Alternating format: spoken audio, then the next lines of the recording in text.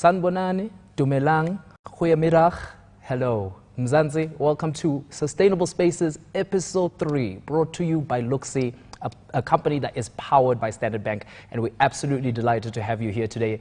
I know a lot of people are joining us from Twitter Spaces. Some of you are joining us from LinkedIn. We are going to have an extremely powerful conversation, and I cannot have it alone. So listen, we've had a power panel for Episode 1. We've had a power panel for Episode 2. But Episode 3's panel, listen, you are about to be blown away because today we're talking the business of solar. And like I said, I'm not alone. We've got Kevin Semogorere, who is joining us from Standard Bank. Kevin, how are you today? I'm fine, thanks, and you tonight. I'm well, thank you. Can you tell us a little bit about your role at Power Pulse, specifically with Standard Bank?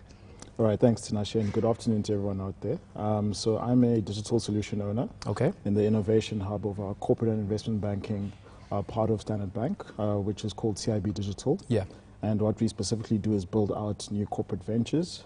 So my role specifically is to ideate new digital platform businesses to solve our clients' needs and build those out into real ideas which we launch out into the market and hopefully scale them in order to service our clients.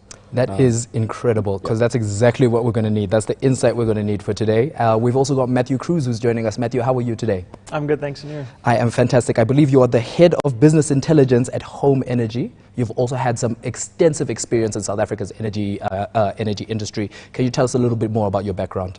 Great, yes. So I spent 11 years in Eskom. Okay. And the last 2.5 years was working as a management consultant, advising the C-suite and board of Eskom about the state of Eskom and the future of the energy sector. Sure. And that experience is what I draw upon in my experience as an energy expert when I advise the country about what's going on in this energy sector in South Africa. Amazing. And look, we don't have experts. We have a mixture of experts and we have a mixture of audiences who want to know a lot more today. So we're going to be relying on that knowledge as well. Great. To your left, we've got Shanley Luchman, who is an engineering consultant who has also extensive experience when it comes to property, when it comes to energy as well. Shanley, how are you today? And tell us a little bit more about how you got here. Hi, Tinashe. It's good to be here. So I'm a professional engineer, and my work is in consulting to property owners in energy and building services. So I consult to property owners, helping them to understand the energy requirements, optimizing those energy, optimizing the energy usage, reducing energy costs, and also reducing building costs. Because if you optimize your energy, you can optimize building costs as well. Amazing. That's what I do. And you know what? That's some of what we learned in the first 2 episodes, and I'm keen to see how we apply that to the business side of things. So it's going to be a very interesting discussion. And speaking of business, we've got Mashudu Mohau, aka Mash Startup. I call him the king of startups in South Africa. You might have heard his podcast. You might follow him on social media. Mash, how are you today? I'm doing very well. Thank you. I'm happy to hear. Can you tell us a little bit more about your background, the podcast, how you are so invested in South African startups? Yeah, so I've spent the last 8 years or so working in various different roles, supporting, enabling, and empowering entrepreneurs with the right tools, resources, and information to start, build, and grow things that they really care about. That's amazing. That's amazing. So for those who don't know who LookSee is, or for those who just want a reminder, LookSee describes themselves as a home efficiency platform powered by Standard Bank, and they are here to present solutions for the home, right? So whether we're talking alternative energy, because we all know about the South African energy crisis, whether we're talking water efficiency, whether we're talking portable backups, etc., LookSee is your go-to. And guess what? You also have an opportunity to get maybe a taste of the LookSee life, because today, just like we've done in the first 2 episodes, we're going to be giving away an EcoFlow River 2. So that is a portable utility. It's about this big, and it allows you to be able to charge your phones, to keep the lights on, to, well, not the lights specifically, but to charge your phone, to keep a lot of devices on, at least help you get through certain power outages. So if you'd like to win an EcoFlow River 2 during the course of this conversation, it's really simple. Keep sending through your questions, because as you've seen, we've got a panel of experts ready to answer them. Use the hashtag SBLove and hashtag WeRunBusiness. We will be counting all of the questions. Some of those questions are going to be answered today, so keep them coming. But everybody who asks a question using those 2 hashtags will be eligible to win the EcoFlow River 2. So absolutely cannot wait. Just a quick recap for those who are joining us on episode 3 for the first time. Episode 1 and 2, we were talking solar for the home. First, we introduced everybody to exactly how does it work? What do you need to consider? What do you need to apply for? How do you get your certificate of compliance, right? And then we talked about the legalities, the taxalities. So if you haven't caught those episodes, don't worry. They're on Spotify, they're on YouTube. Go back, because it's extremely important for homeowners. But today, We are talking the business of solar. We're looking at the business side of it because we understand that the energy crisis has affected businesses all across the country. I don't care if you're a celebrity. I don't care if you're a small business owner. We've seen so many unfortunate stories of people having to close their doors as a result of load shedding. And here, we're looking at solar and perhaps other renewable solutions that could perhaps overcome that. So the first question that I want to ask as we open this floor, I'm going to direct it to you, Kevin, right? Give us a basic breakdown. Explain it to me like I'm 5. What are some of the differences between considering solar for the home and considering solar for your business?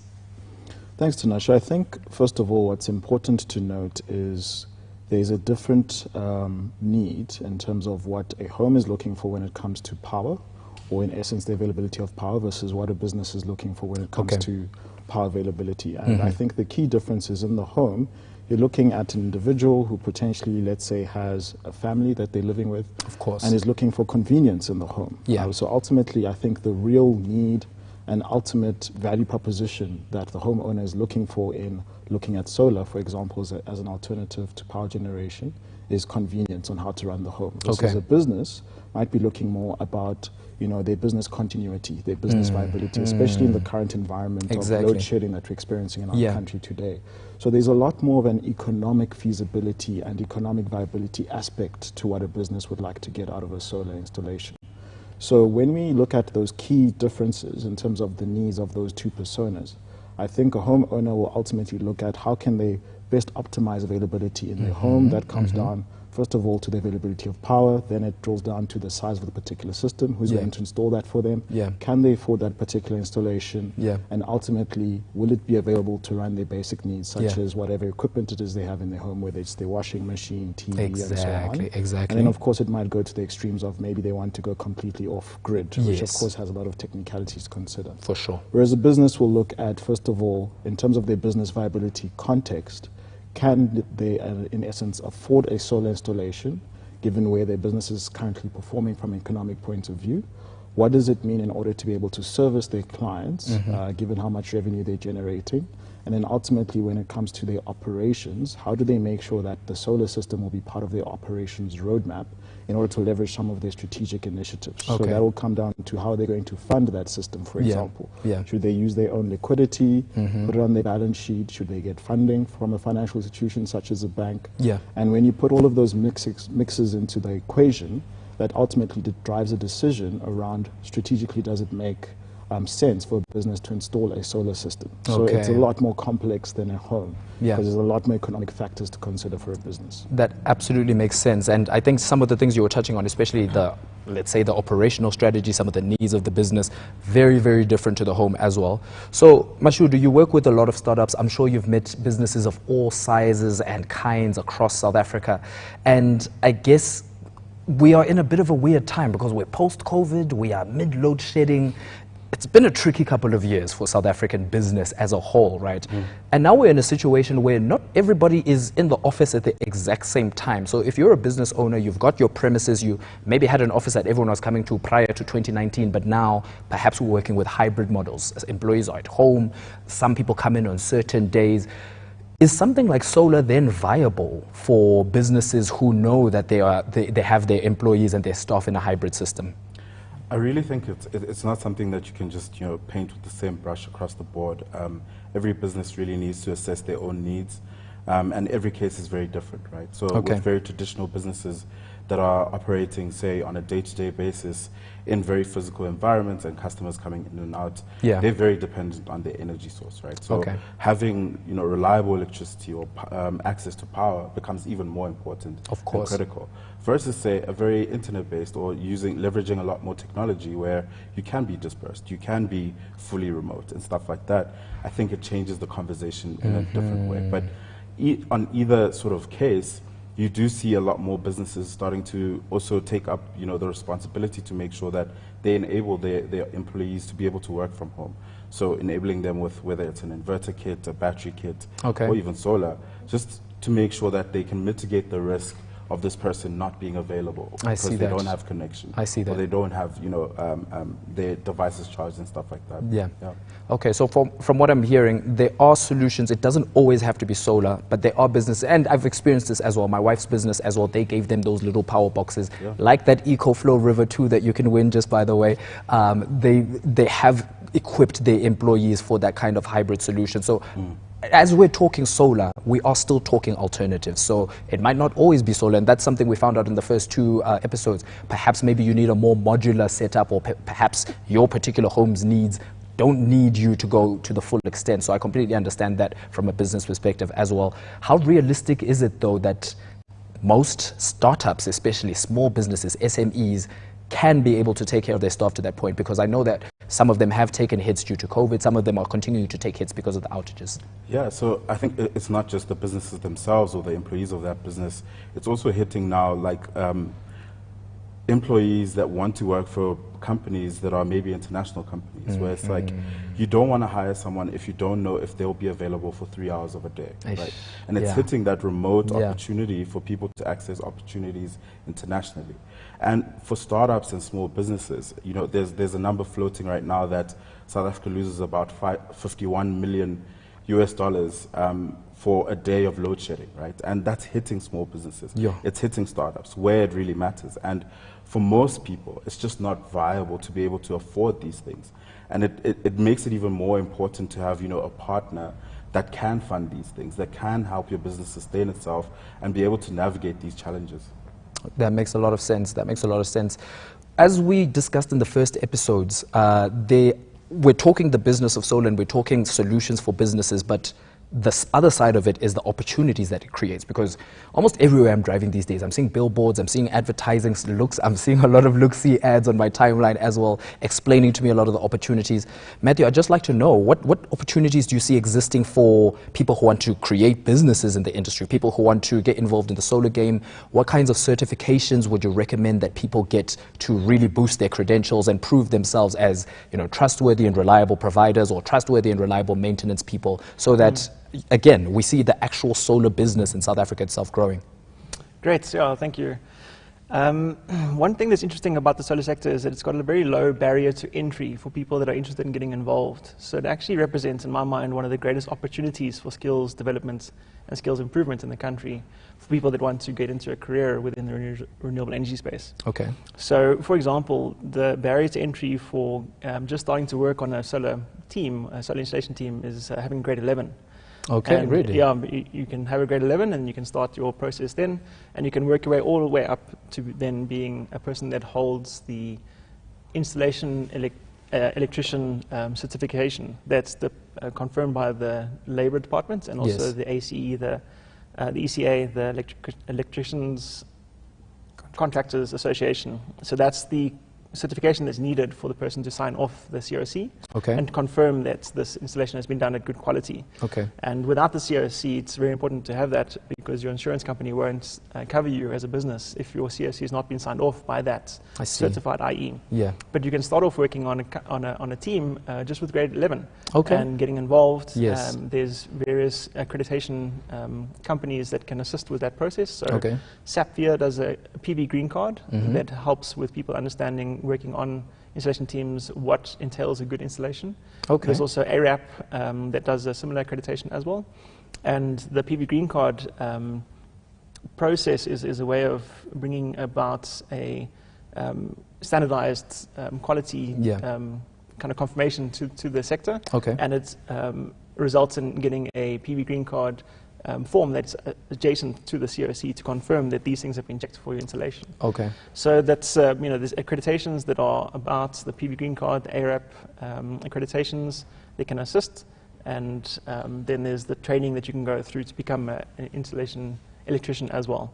And in my mind, it's one of the easiest ways of getting involved in a sector that can end up creating for yourself generational wealth. Absolutely. Because you can start off just doing the installations on the roof, work your way up, and then start your own company very easily, and then build your company, and then get to a generational wealth kind of company for yourself. That's very interesting, because I have read that in Gauteng, in fact, they are looking to train the number was around 6,000 young people in the field of solar installations to try and create that employment, to try and boost the industry as well.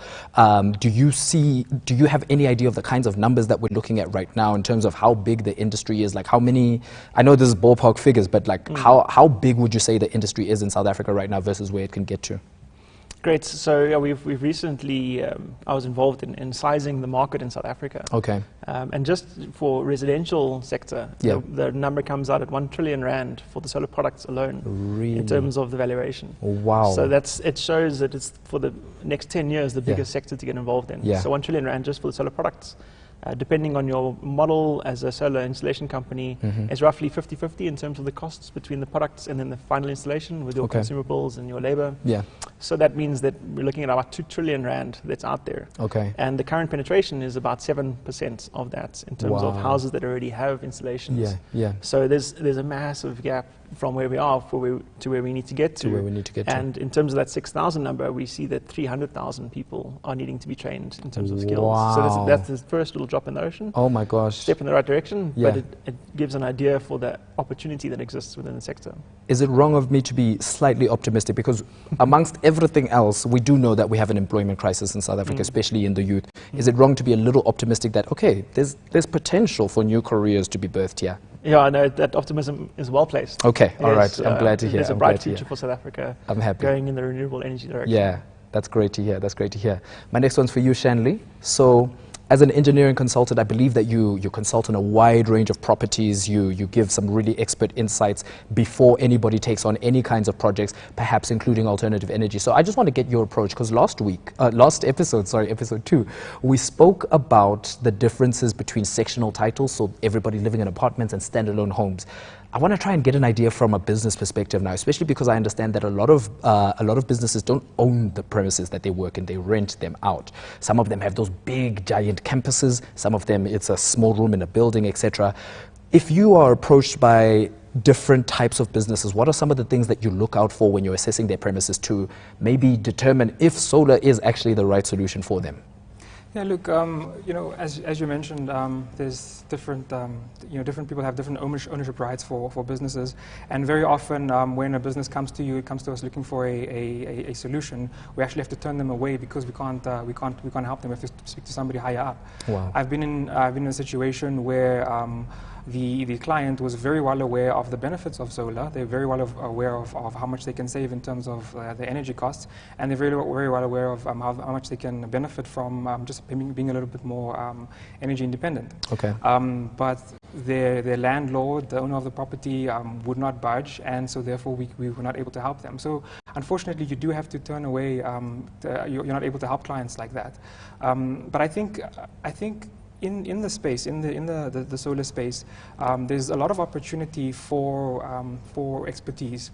And what I mean by that is, as Matthew's mentioned, the barriers to entry are is very low.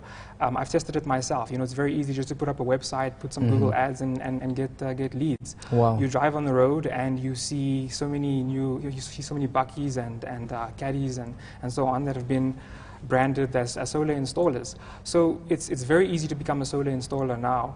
And what's that, the good side of that is, we're creating employment. There are electricians who are now offering solar as well as a service that they provide. So there's a good part of that in terms of providing employment. And I think with the market so big, there's still going to be more and more opportunity for businesses to become solar installers.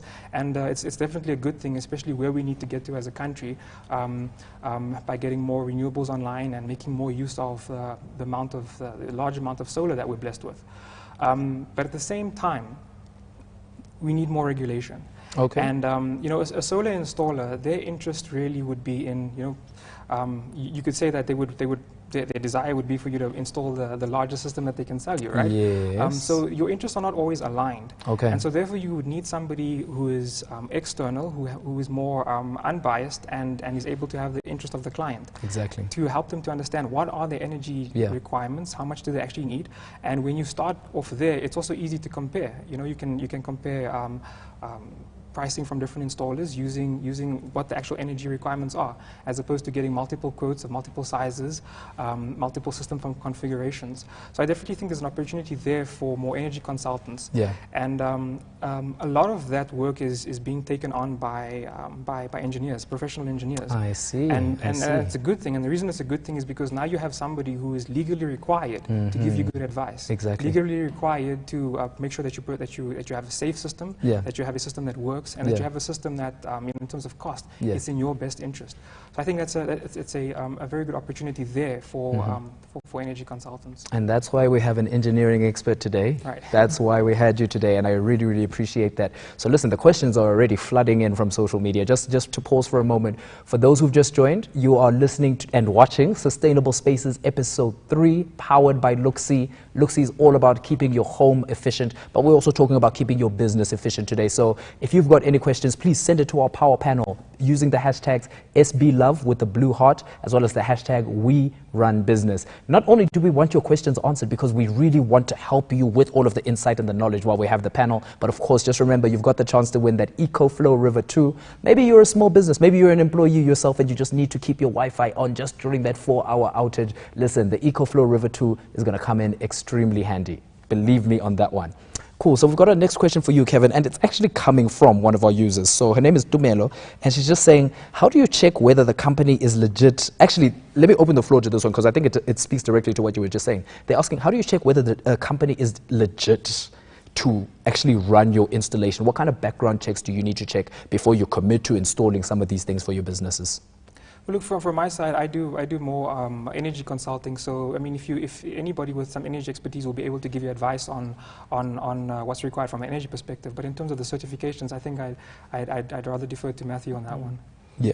Awesome. Yeah. So some things you can do at home just to check to see if a company is legit that you're looking at. Okay. Is to see, do they have a website? Are they an established company? Have they been going for a while? Okay. Not just, started up 6 months ago. Because we are seeing a lot of new companies. I Yeah, don't want to lie. a lot Yeah. of new companies. So because a company's new doesn't necessarily mean that they're going to give a bad installation, but it seems to be correlation between the newer companies starting up and those that have been established for a while. Okay. So an established company that's been around for a while, they have a website, they have a place where you can phone, and also they'll be able to give you references to Yeah. good installations. Yeah. And then you can ask them things like the PV Green Card. Do you have a PV Green Card as a certification? Are you certified with AREP? Yeah. Do you give an SSEG, a small scale embedded generation certificates application to your local municipality? That's critically important because one thing that's happening at the moment is the newer and we call them Bucky Brigade installers don't inform the clients about what's required. They might not even give a COC. And so the SSEG application needs to be done by the municipality, and we're seeing now in the city of Cape Town, for instance, they're declaring all installations that don't have one illegal. So they need to become into compliance with that certificate. Okay. And in order to sign that off, we need someone like Shanley, my old colleague from ESCOM, to be a professionally registered engineer at EXA, to then confirm that this has been done correctly and the design is correct, and then sign it off. So that's one of the things that they can ask the companies. Do I get a SSEG? Do you have qualifications in place for your installation electricians? Do you have PV Green Card, AREP? And do you have references? Okay, that makes a lot of sense. Look, you mentioned Cape Town as a great example, and one common theme that's come from our previous episodes is that a lot of the resources, especially when we're talking solar, or the resources, the companies, the options, are most available on our metro. So in Joburg, we've got lots of options. Cape Town, we've got lots of options. Can you perform those same kinds of checks if you're in a smaller town, if you're in a less metro location in South Africa? How easy is it to still be able to verify the credentials, of your potential installer, your potential service provider? Yeah, so that's very good commentary, and it becomes more difficult the further out from the metros that you go, mostly because of the expertise of the installers themselves. A little bit lacking, especially if they've just started up and they're starting to assist the community. Very good opportunity, because there's so much opportunity in the whole country. Everyone experiences load shedding. To provide solar solutions with battery backup for businesses to make it through those times, especially during the day when businesses are needing electricity. So one would ask, what is your SSEG application process? Because all municipalities are meant to be performing that. But some municipalities are having a backlog of 6 months in terms of getting back to you as a company that's submitted the application to install. And so those municipalities, what they do is they say, you can install, just make sure that you still send the application through, and then we will get back to you. Sure. So that still needs to be in place, though, that application. Okay. And that application, in my mind, if they can do an SSEG application, then they're probably a good company to go with, as well as giving you a reference, because you need to be able to speak to the person who previously had an installation and be like, did they service your warranty claims? Did they come back to you if you had an issue? Yes. Because the one thing to watch out for is people, companies, installation companies, trying to get a quick buck, following like the builders methodology of quote really cheap, do something, install, get the money, and then they disappear. They block you, you can't get hold of them, and your system's going to last 20 years. So you need a company that's going to be around for 20 years to be able to call that's done the installation. I completely understand. Tumelo, I hope you were taking notes, but don't worry. If all of that was a lot to take in one go, there's going to be a repeat of this episode. The Twitter space will still be available to listen to. The LinkedIn Live will be available to watch once again. And of course, we're going to have this episode living on Spotify as well as YouTube in a couple of days as well. So if there's anything you've missed, if we're talking too fast to take notes, take in all the information. Don't you even stress. We're going to make sure you're covered with a recap. So my next question is for Kevin, and it's a double jointed question. So the first one is from me, and the second one is actually from Unazma. I wanted to find out, firstly, we've talked solar loans for the home, and I know LookSee does actually give you the opportunity to apply for a solar loan for your home, and that's a great way to potentially start investing in the technology. Number one, can businesses take out solar loans? And number two, this is what Nazma wants to know, can a business also take out insurance on their solar grid?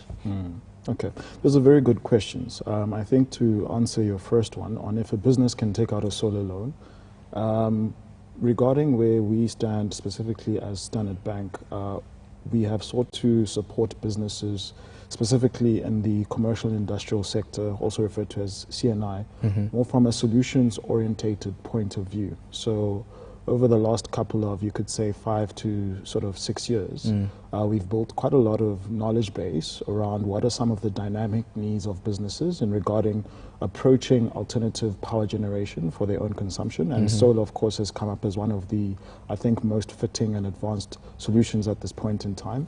And alongside that, we've therefore developed a lot of support mechanisms for businesses as our clients. Okay. In that when they would like to pursue solar, for example, as an option, first of all, there's a value, I'd say, added journey that they would need to go through. First of all, to determine if they're feasible for solar or not. So as you've just heard today from the rest of the panel, it's quite complex. There's a lot that needs to be considered. Absolutely. So as part of that value added sort of journey, we've built out a value proposition called Power Pulse from Standard Bank, which is a digital platform which facilitates the feasibility journey of a business that's looking for solar, for them to first of all understand, are they the right candidate for solar, given so many complexities, including, for example, are you in the right industry to even consider solar to run your operations? And then from there, we are able to match them to vetted solar installers, also referred to as EPCs, engineering, procurement and construction solution providers. That takes out a lot of noise from the process, in that we've done a lot of that background check and work for them to be confident around which is a solar installer that they are ultimately going to contract with, because we have done that pre-vetting work for them. So that's one angle. The next angle is therefore the funding. So for businesses that are looking for funding in terms of support in that regard, there are various solutions that have been developed. There's lines around secured lending or unsecured lending, and over the years we've been able to develop very tailored packages, including asset-based finance, where we look at the specific business's profile and ultimately what their roadmap is to growth, and therefore we partner in terms of what right funding solution should be put in place for them. So the answer is yes, a business can definitely ultimately get funding for their solar, but we have a very solutions-orientated approach to that. Amazing. So from that, I want to talk a little bit more about still business, but I want to take it a kasi, because I'm a kasi boy, I don't want to lie. I want to take it a kasi. Mesh, I'm sure you know that there's a wide range of burgeoning businesses coming from all across South Africa's townships. There's a lot of creativity and a lot of entrepreneurship that we're seeing there. I love the phrase kasi economy. We're keeping it in the hands of the economy. But of course, once again, these outages are affecting everything. Whether we're talking an internet cafe, whether we're talking a hair salon, whether we're talking the shopping malls themselves sometimes, local restaurants, taverns, etc., etc. When we're talking now quote unquote, the informal market, and I think, Matthew, I'd like you to weigh in here as well. What potential do you see for, in terms of solutions that solar could provide for some of these smaller businesses, especially the ones that are keeping the Kasi economy running? Yeah, so I think it's a difficult time for those businesses right now, where those solar solutions might be out of their budget, where they can see that it might affect their sustainability and viability as a business. But it's definitely something they need to be conscious of and being important for their priorities, right? Yeah. Because when a customer comes to your door and they're there for, let's say, ikota, right? It's the choice between, I'm going to have those quota from this business, and if there's load shedding and they don't have alternative ways to prepare the food without the power, the next option is just to go to a bigger business that has the ability to deliver on the product without the inconvenience. Right. So I think the big thing now is just to have that mindset shift and understanding of how important these alternative sources of power and solar will have on small businesses being sustainable in the long term, and them investing in it when they have the ability to do so, and with an amazing partner as well, as mentioned, with the amazing products that he spoke about. I think that becomes so much more important, where people just want the service, and it's not really necessarily about the quality of the experience or anything like that. It's like, I need something right now, I'm just going to go to the person who can provide it. And if you really want to compete and keep being sustainable as a business, I think it becomes a bigger priority to have that solar solution for your business, so that when your competitor goes out, you're still on, and we can still be able to satisfy customers and be able to run our businesses. But then with that in mind, do you see us getting maybe more viable solutions? So for example, I've seen in other African countries, there are businesses that are now specializing in used parts. They import used parts from other country, parts that are still in good condition. They handle the solar locations there. It becomes more affordable, more viable.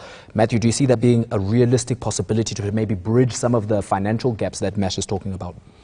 So yes, there is an aspect to using used EV batteries from cars in the home. The main reason being is that the specifications for a battery that's in a car, that's powering a car, are way higher than what you need for a home or business, because in a business it's just on the wall and it doesn't need to be traveling around and experiencing a whole bunch of adverse conditions. So using then old EV batteries in installations is a really cheap way of getting your lithium-ion battery in place. But I would like to highlight two commercial projects that are in place all the way down in the informal settlements that don't have any electrical grid infrastructure at all. So there's about 2 million homes in South Africa that don't have any grid infrastructure giving them electricity. And we've seen some really exciting new businesses starting up in those areas. So the one company I'd like to just chat briefly about is called Zonke Energy. Oh yeah. And what they do is they put up these high solar-powered towers that have solar panels at the top, and then they distribute the electricity to neighboring businesses and households at really cheap prices. So even R5 a day will give you lights and the ability to charge your cell phone, and you can go up to 14 Rand a day to then get enough electricity for a TV or a fridge. So that's a really innovative solution that's coming about where there's need and there's no electricity being serviced at the moment. And then the other one is Green Cape has done an initiative in Cape Town, informal settlements, where there's also no electricity. Where they come and they install a small little single or 2-panel solar system. Oh, really? With a small little DC reticulation, which will give you lights, TV, refrigerating power, ability to charge your laptop or your cell phone, and they're also charging about 14 Rand a day. And they say comparatively to the paraffin or candle alternatives, it's half than what people are spending in order to keep their lights on or have the ability to cook in their homes. So that's some new things that are happening already. From 2018, have already started happening in the informal settlement market. So that's all the way from there upwards. There's opportunity throughout in all of South Africa for these kinds of solutions. I'm really happy to hear that. It's exciting. It sounds like Cape Town gets a lot of stuff first, but as long as it's rolling out, to the rest of the country, I completely understand. And it's exciting to hear these kinds of solutions, because I think innovation, you can say what we want about leadership, and this is not a political discussion, but I always believe that the true innovation comes from the people. You know, the true revolutions come from the people, and it sounds as if there are organizations that are putting themselves out there to solve the crisis and help everybody out, and we can learn and adopt those solutions. So shout out to Cape Town. I promise, Cape Townians, I wasn't being biased. And also, while we're here, we always like to hear where everybody's listening in from. So please just comment, please leave a little hashtag on Twitter, reply on Twitter, or leave a comment on LinkedIn. Let us know where you're listening in from. We'd love to know exactly what the landscape is like in your country. I know that in your city, sorry, we're all in the same country. There's still loads of questions coming through. And just remember, if you ask a question using the hashtag WeRunBusiness and SBLove with the blue heart, you stand a chance to win that EcoFlow River 2, that portable utility that can allow you to just keep charged, keep the Wi-Fi on, and just get through those outages just a little bit better. So we do have a flood of questions coming in. I'm going to ask my last few, but let me interrupt my questions. There's one for you, Shanley. We were talking about some of the consultations that you do, some of the checks that you do, some of the compliances that the businesses need to meet. On a financial level, Sophia wants to know that could a business owner qualify for funding based on their income projections? So not necessarily the cash that they have right now on hand, but perhaps the projection of exactly where they can get to. How would it work in that situation? I think it is more of a banking question, but I mean, I have seen that as well. I have seen businesses qualifying for loans based on the income. Yeah, look, it is more of a banking question. I think maybe the banking guys are better. Kevin, you can chime in as well. You can chime in. So I think it's quite a complex one to dissect, because no one case is the same as the other. It all depends on the profile of the underlying business. So unlike individuals, businesses have very different strategies and roadmaps, and therefore in terms of them being bankable, there are various sort of moving factors that need to be considered. So ultimately it depends on what drives the value in that business. Is it, first of all, let's say the income that they're projecting to generate, or is it their underlying assets? And then within that spectrum of what exactly drives the value of that business, you're then able to derive some kind of value for that business, and therefore bankability, and then that determines how fundable that business is, even in terms of qualifying for a loan. And it even goes beyond that to determine potentially what kind of class of loan, or let's say type of loan that business should specifically be fitted to, because you have to look at the specific needs of that business, and hence why we have a very solutions-orientated approach when it comes to businesses looking for funding, because ultimately there are so many dynamics that need to be considered so that we can partner with a particular business as a client on their roadmap and make sure that they have the right solution for them. So it's not a cookie-cutter approach, but therefore, to answer the person who sent in the question, I think it depends very much on the type of business and what drives the underlying value of that business. That makes a lot of sense. That makes a lot of sense. And then maybe, speaking off the top of my head, from an investment perspective, if someone's looking to invest in some of these businesses that could be either those that are burgeoning and are venturing into becoming solar providers themselves, or a business that says, we are solar equipped, we are ready to handle whatever challenges come our way. This is not financial advice, but I just want to know, if someone is looking to invest into those kinds of businesses, Mesh, I think you can also chime in, does that make you as an investor a little bit, does it give you peace of mind, let me say, as an investor, to know that, okay, this is a new business, these are the projections, this is where they could get to, and this is how they've acquired their funding, and now they've equipped themselves for these potential challenges? Does it increase the value of your investment? Does it make you think maybe a little bit differently? Yeah, so I do think that there's something to be said about the viability or sustainability of a business that makes sure to mitigate the risk of load shedding in their business, right? So there's been a ton of small businesses that have named load shedding as one of the main factors why they're closing down, or maybe even just scaling down in order to navigate the realities that they face, right? So I do think that, when investors or anyone who's assessing a candidate maybe for a remote job, and that candidate says, I do have alternative power, I can work during those hours where the network might be down, things like that, I think it becomes way more important. And it's crazy to say this, but now access to power can become just your competitive advantage from the guy next to you, because you are able to sustain yourself and be able to keep the business running, keep customers coming back, start growing your community, because you have access to power, and people feel like they can rely on your business when maybe at home they can't work from there, right? It does add a lot more to the prospect of those businesses.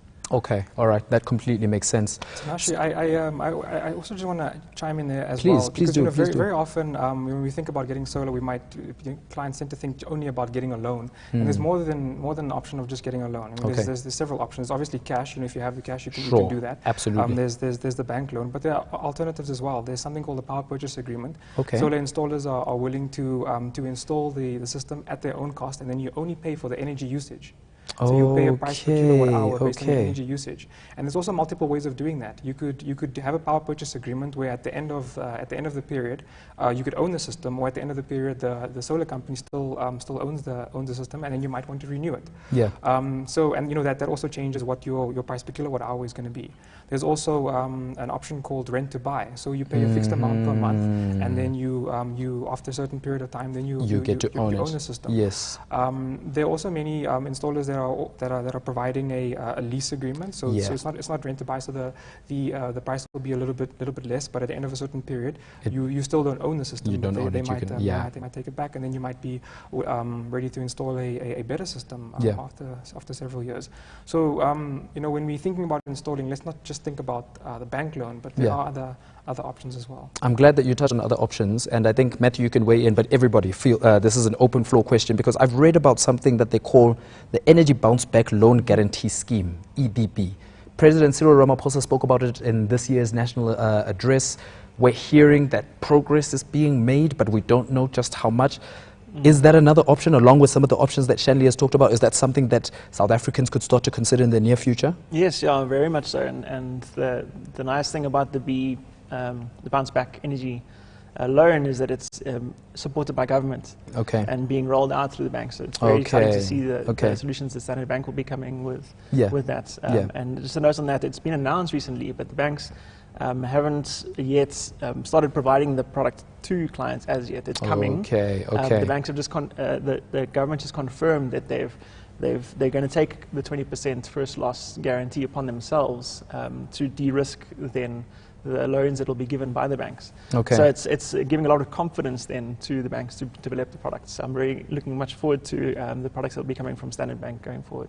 That's incredible, because one other person is actually asking, and this is a question that has come up in every single episode actually. They always say, why can't Eskom just employ solar? Why can't Eskom just install solar and alleviate as many of the problems? And again, Mail and Guardian were reporting that there's a big renewable energy project that has been paused due to a deficit of several billion rands. And again, we're not getting political, but how far are we away from our parastatals also being able to roll those kinds of solutions for mass energy supply?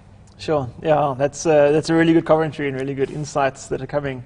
And unfortunately, the answer is that Eskom itself that is very far away from being able to do their own deployments of large-scale energy. Primarily because the focus has been up until, and still it is until now, that private sector will come to the party. So a lot of the renewable energy products that are getting placed are all independent power producers, and not Eskom owned. They're IPPs that will be contracting to Eskom through a power purchase agreement. And on that note, it would be good to note that the REIPP bid windows, the Renewable Energy Independent Power Producer bid windows, 5 and 6, that were touted as these are going to be solutions to solving the energy crisis, have actually failed by more than half. Oh, unfortunately. Really?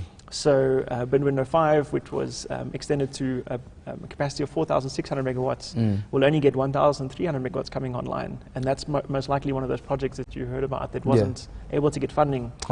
So there was financial difficulties in getting financial close on those.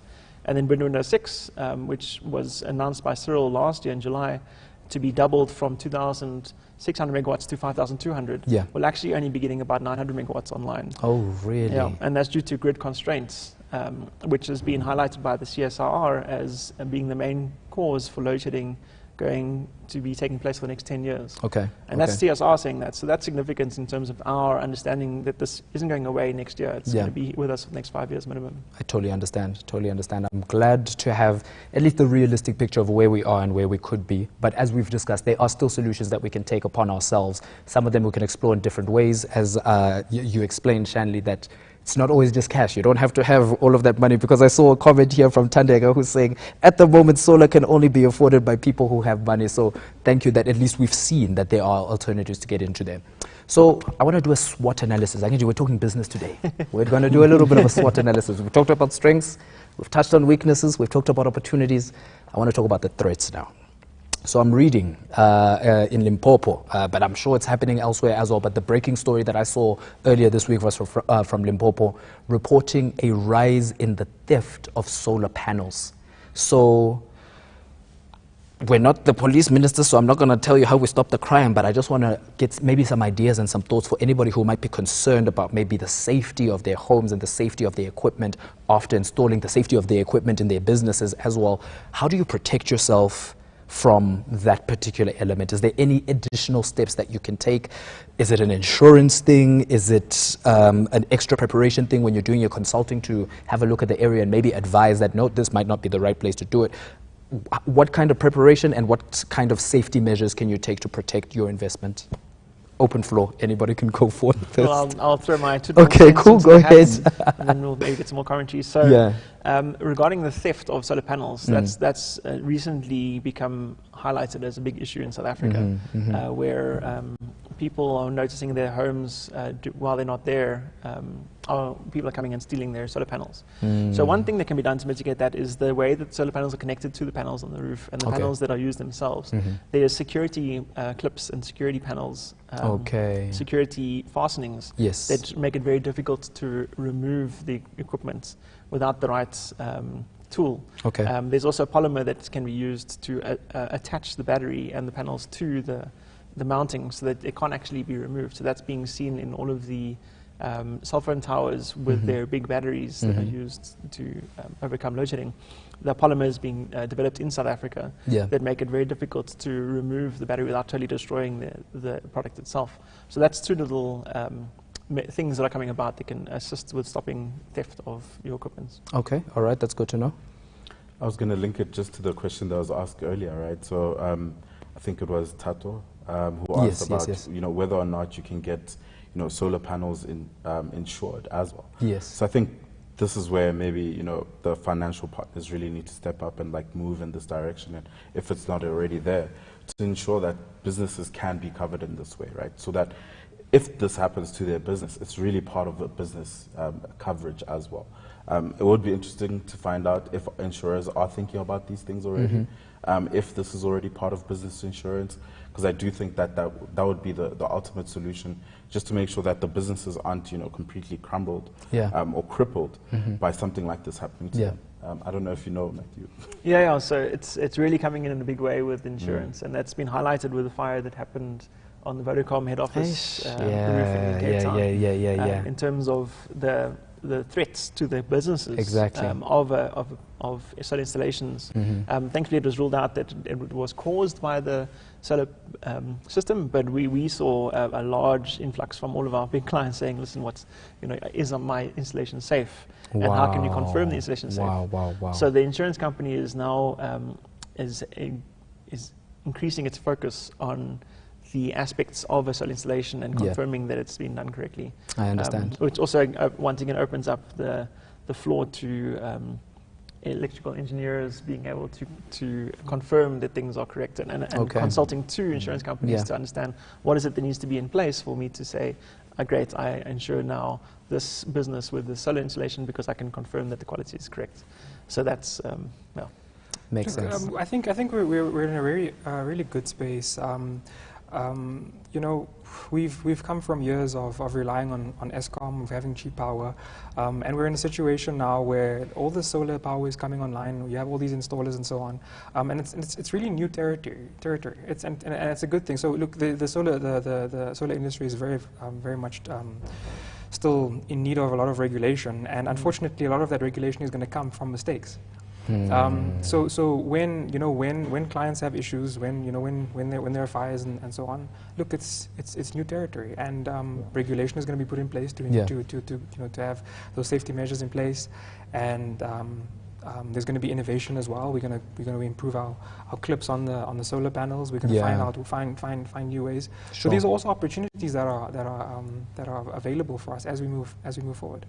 Totally makes sense. I'd like to add to that. Yeah, please do. And what I would really like to latch onto is the element of innovation, right? In as much as we are seeing the solar industry in South Africa blossoming at this point in time, I think it's important to be cognizant of the fact that it's come a long way. And it's probably been spurred by, in the current environment that we're experiencing with the challenge of load shedding. But out of that comes a lot of opportunity as well. And you know, the earlier question 100%. on how can, let's say, young people get into this space, be employed, also be entrepreneurs. There's so many offshoots that are created by these challenges that could be investigated.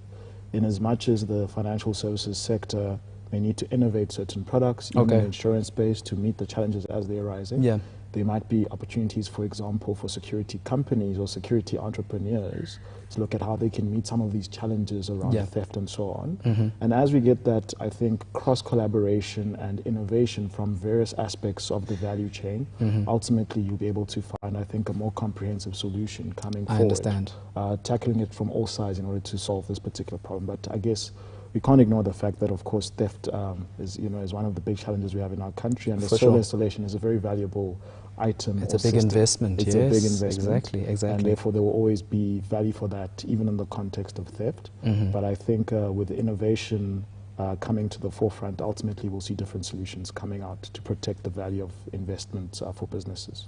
You know what? I like you guys. You're turning threats into opportunities. If I can just also say, go ahead, thing, Shandy. Mashuda touched on this. So when it comes to theft, there's two things here, right? Okay. There's loss of business revenue as a result of the theft, and there's also loss of the asset as well. Exactly. But in terms of losing the asset, there's already insurance available for that. And in my experience, clients add it to their building insurance, and the amount they add on is not very big. Okay. So there is that type of insurance. But I think there definitely has to be some work done on protecting the business itself from that kind of and protecting the actual asset itself, I guess, from what you were saying, the clips, the maybe new technology that can ensure that it's not as easy to, let's just say, dismantle, because that's what I read in that particular report. I think it was SABC News who mentioned that this was occurring because of the ease of dismantling for these people who are targeting those solar panels. So it's good to see that there are, like we said, opportunities to work on that, opportunities to perhaps create other industries that specialize in the safety of solar equipment as well.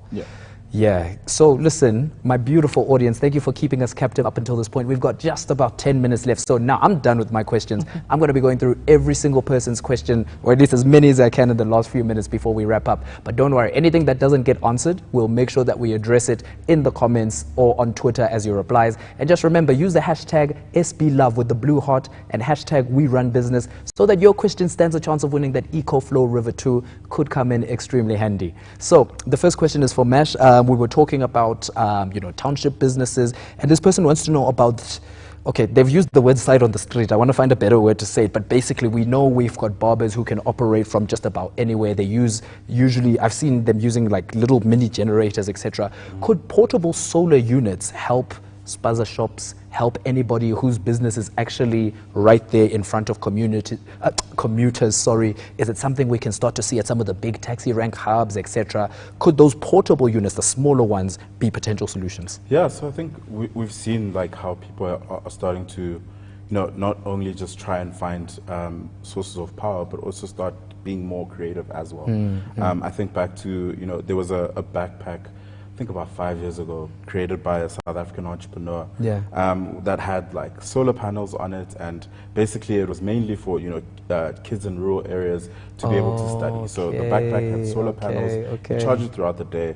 At night you can study and be able to charge your phone. Now you're seeing a lot more of that sort of like very miniature, small, just can this power, just a small stove, a small something, to be able to still be able to function, right? And even with just like having a light on inside the space where people come to visit your business or be able to get the thing out, right? So I do think that becomes a lot more viable for people that might not have the capital to go full on solar, cover their entire business. I think there's going to be a lot more innovation in that space. I'm very excited about it too. Where, what does it look like when the person on the side of the street that's cooking, you know, at a taxi rank. The person is, all That's those what I'm people have talking just like about. a kit That's that what they I'm can talking lay about. out and just like be able to function and serve their customers, Yes. right? And maybe Matthew, you can speak to, you know, is there a lot more innovation coming from there? You know, that not just all big building solar, but really small, be able to help the person, you know, running a very small business. Yeah, and this very much so comes back full circle to the EcoFlow unit that's on offer. It does actually That EcoFlow River 2. Listen, send your questions. Send your questions. Hey, sadly not. I'll speak to LookSee for you guys, okay? so it comes full circle because you'll find that even with the EcoFlow, there's a plug-in for solar panels. So you can actually have it charging and then being used to power the clipper on the side of the streets. So the EcoFlow itself could be a tool for creating business. That is and so there interesting. are small little units like that. They can be powered by solar panels. So they're recharging as you're using the power. Yeah. And then you can use it for any of the 220-volt applications that you would like to have in your business. Absolutely So there love is that. we would like to see a lot more innovation coming through. Sure. So keep your ear to the ground for any businesses that are getting involved in the informal markets and providing a small little 1 or 2 panel connected to a small little battery units, because those will explode like wildfire. And we actually haven't seen that really coming to the market in a big way as yet. So there's great opportunity there. And any business that gets involved in that, very much back it as quickly as you can. 100%. I'm just thinking about my barber, man. Listen, I always feel so bad for him when the power's out, so he'd be able to keep things running during that. And I love that solution. Look, LookSee on their online shop actually do have a range of small to big devices. Some of them are, like you said, solar ready as well. So do have a look at their marketplace, because there might be some smaller options and some smaller solutions like that EcoFlow River 2 that you can get started with as well. The next question is coming from Tumelo, who wants to know, and I think I'm going to combine this with someone else's question. Number 1, how can I maintain my solar panels once I've installed it into my business? Number 2, what happens if I need to clean my roof? Again, open floor. So I'm happy to take that from the perspective of, you know, some of the interactions we've seen with businesses that have gone specifically ahead with the decision to have a solar system installed. Typically sort of as a comprehensive and all-rounded packaging from solar installers or EPCs in that space, they tend to be the option for the underlying client to take on a maintenance contract over and above the installation. So that comes with a lot of sort of service level obligations and also rights of both parties to adhere to. But in essence, what you are contracting to over and above the installation is for the installer, if they have the capacity, to help you maintain the system. So they have all kinds of, I think, tools to monitor the effectiveness of your system, feedback to you in terms of if it's performing accurately, if it's broken, ultimately come out and fix it. And also within the perspective of guaranteeing some of the output of that system. And the reason why that's important, especially for a business, is because in many cases there's an attached decision to sourcing funding or getting a loan for that underlying system. There's a particular payback from an economic perspective that you'd like to derive from financing that system. Makes sense. And that ultimately gets tied back to how well is that system going to perform. So as part of the maintenance, you find most installers in the CNI space or commercial industrial space trying to assist the client with making sure the system performs ultimately. And therefore they have some kind of performance guarantees as well as part of that agreement installation to make sure that it performs appropriately. That makes sense. And if you need to clean your roof, in many cases you do have that offering as well as part of the maintenance sort of contract over and above the installation. However, there's still a gap as well and potential opportunity for small businesses or entrepreneurs or even unemployed youth to enter that space and offer the cleaning of those solar panels, because ultimately you need the solar panel to be as clean as possible to harness the power of the sun as much as possible. Apparently even a small thing can affect the effectiveness of how much energy it can drain in. Exactly. So generally I think that's something that as businesses they should request of a solar installer if they decide to get a system. But I think at the same time there's an opportunity for businesses to provide a specific service. Because it's very hard for you as a business owner to get on your roof as regularly as possible to know whether it's clean or not. Okay, amazing, amazing. Guys, I wish we could have gone on all day with this conversation, okay? Because the insight, the knowledge that you are dropping has been absolutely incredible. There's so many questions coming in, and I promise you we're going to get to address them afterwards. Can I ask as the panel as well, if you see any questions that were directed at you, please do answer them and just let's continue sharing the knowledge. Just before we wrap up, I'd just like to pass around to the room one more time. Kevin, where can people follow you on social media, online, anywhere? Okay, you can definitely find me on LinkedIn as Kevin Semogerere. Okay. You can also find PowerPulse at powerpulse.standardbank.co.za, where you can view the offering of the installation for businesses specifically. And I'd also like to iterate that businesses out there should not ignore the fact that there's currently a very big tax incentive from the government, which makes it lucrative for you at this point in time until sometime in 2025 to install a solar system. So please find us as soon as possible if you'd like to take advantage of that tax incentive. Love it, love it, love it, love it. Matthew, where can we follow you on social media? Great. Or anywhere else, everywhere? Yes, yeah. So primarily LinkedIn as well. Okay, so great. Matthew Cruz, Cruz like Tom Cruise. Okay, great. CRUISE. Yeah, I can also reach out to the company, Home Energy, does solar installations. Yeah. So that's another way, but primarily through LinkedIn. Wonderful, wonderful. Shanley, where can we keep up with you? Same for me. LinkedIn as well. That's Shanley Lachman, and then also on my website shanleylachman.co.za. Wonderful. I write articles from time to time on. Yes. It's just helpful to property owners as well. That might be interesting as well. Absolutely brilliant. Mesh, I already follow you, man. But still, for those who don't, for those who are meeting you for the first time, where can we keep up with you? Where can we listen to the podcast? Yeah, so it's across all channels, Twitter, Facebook, Instagram, TikTok, Threads, all the millions other all platforms now. X. It's Mash Startup, cool. And the sort of platform that we've built to enable, people to find the right information, resources, and tools to start, build, and grow their businesses is foundersource.com. Brilliant, brilliant, brilliant. And I always say, just before we wrap up, if you power a business with lights, you keep them on for a day. But if you empower a business with knowledge, you keep them on for a lifetime. So thank you so much for the knowledge. Thank you for the expertise. To the audience on Twitter, on LinkedIn, from all across the country, we just want to thank you for always supporting Sustainable Spaces. We love the conversation. And guess what? We get to do this one more time. There's one final episode, the season finale of Sustainable Spaces that you definitely don't want to miss. Cannot wait to have you there. But until then, it's goodbye from me. My name is Tinashe Venge. This has been Sustainable Spaces with LookSee.